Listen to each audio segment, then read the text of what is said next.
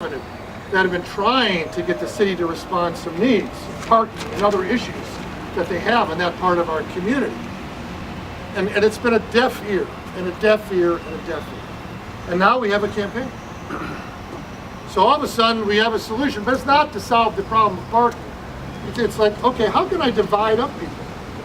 Let me say this, let me make it illegal for any of these landlords that have invested their money in our city from being able to do chains, because maybe it'll get these retailers that are local to be for me, right? Let's divide them up. Why do we do that?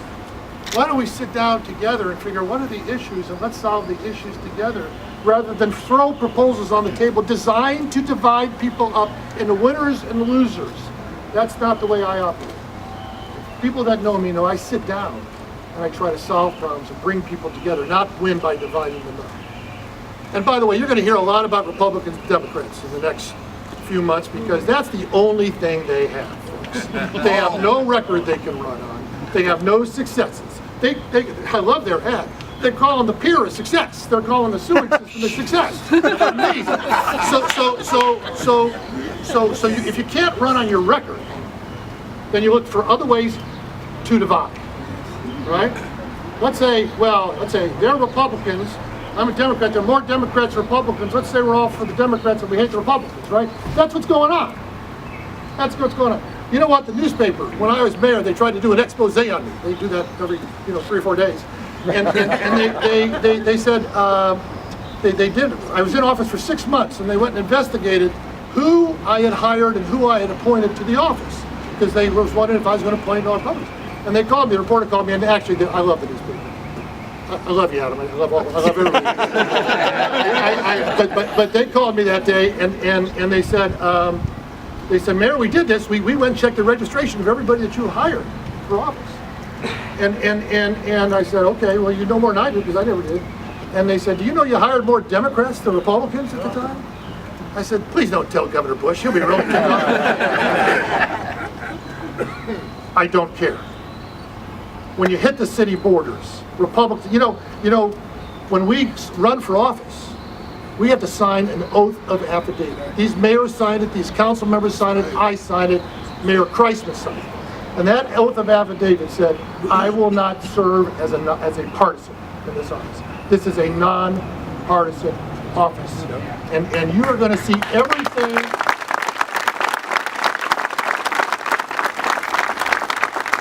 You're going to see everything that they can do to call this a partisan office, because that's the only chance they have, right? Don't buy it. Look at the people behind me. Ask the people in Midtown whether I'm partisan, whether I didn't care about the issues of everybody in our city. Lots has changed. And the result of this approach, this isolation and this effort to divide, has been disastrous. It's been disastrous. It's been disastrous for Midtown, right? Midtown. We worked so hard. We worked so hard in Midtown, right?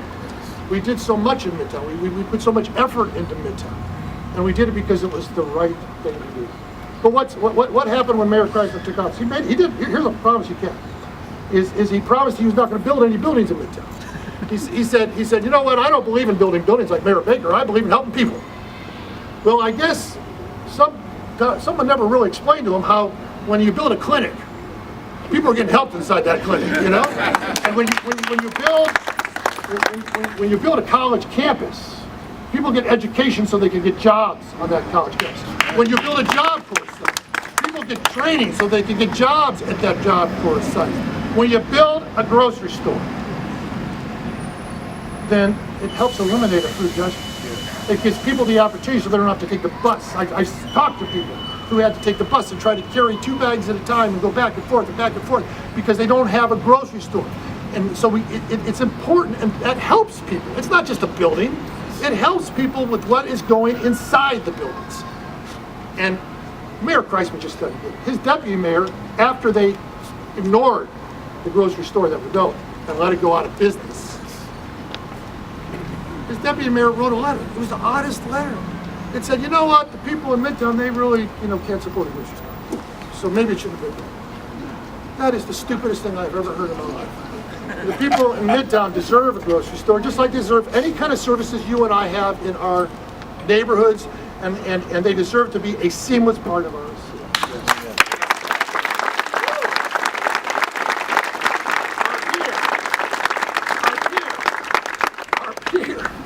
Our pier.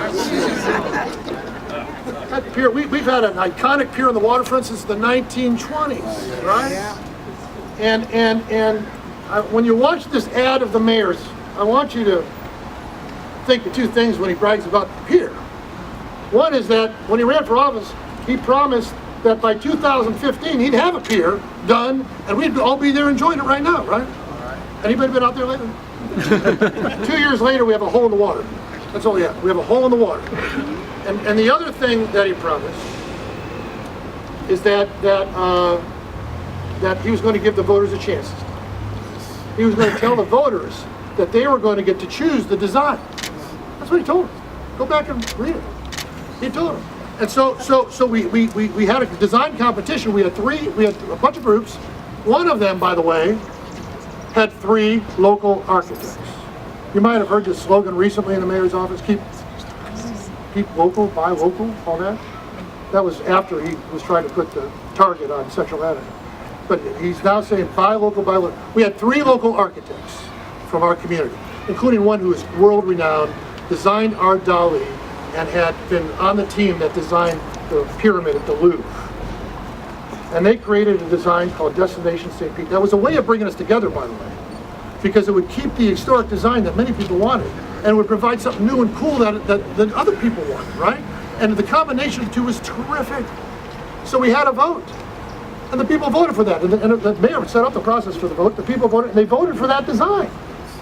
And then the mayor ignored that vote, and picked a design that was not in first place.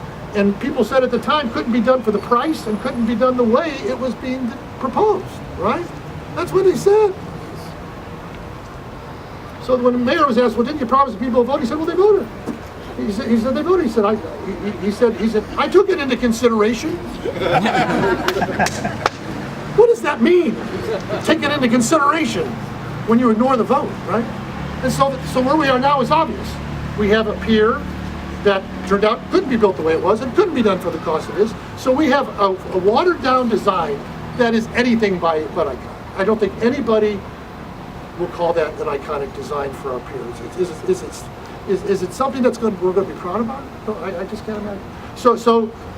And it's tens of millions over budget, right? And by the way, the pier, that was his success. The sewer system. We have a growing city. These council members and I, when I was in office, recognized that. In 2001, when I took office, we were under a DEP order, consent order, to fix our sewer system.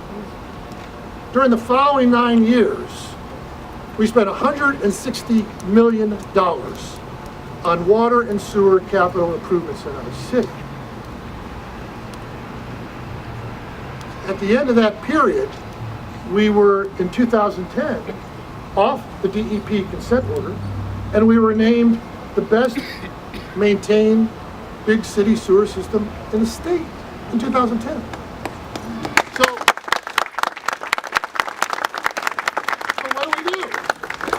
what do we do? Well, we have a plan to improve one of our plants to be able to take sewage from our downtown plant and transfer all the sewage. But the mayor decides, well, I'm not going to wait for this other plant to be ready for anything. I'm going to close it down anyways. We closed down a plant. We had gone 16 or 17 years without a major spill in our city. We closed down a plant, and 4 months later, we dumped 50 million gallons of sewage into the bay. Now that's a pretty big mistake, right? But the mistake got worse, because after it happened, the response from the city hall was that, well, this really has nothing to do with closing that plant. This was all because nobody ever maintained the system in the past. Nobody ever spent any money to fix our sewer system in the past, which I think, as I just said, is completely untrue. And instead of putting the plant back on, they doubled down. They dismantled the plant. Of course, they wanted to build a tilapia farm, so I can understand. So they then moved forward closing down the plant. A year later, we dump another 100, 150 million gallons. You know, it's really hard to be a green city when you're dumping 200 million gallons of sewage every day. So, things have not gone well.